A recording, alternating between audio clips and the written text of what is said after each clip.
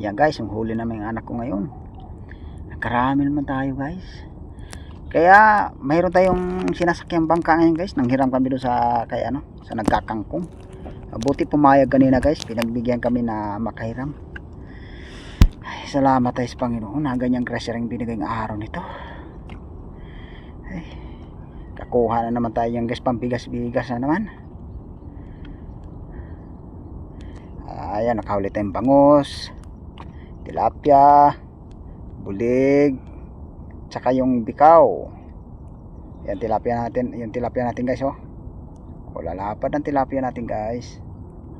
Siguradong pambigas-bigas na yan guys pag naibenta yung bikaw natin nga ayun, yung bikaw.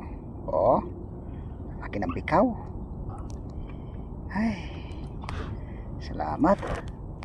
Pwede ba makaano sa inyo guys, naka isang like lang po at pag-share na po yung video na to.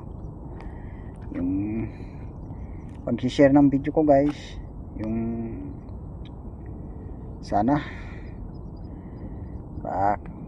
may share nya po yung kunting ano po guys, paano kung sino yung taong makapanood nito, pag-share ng video ko. Maraming salamat po sa pag-share ng video ko. Dito lang yung video guys. Maraming salamat. Pag-suporta na lang guys.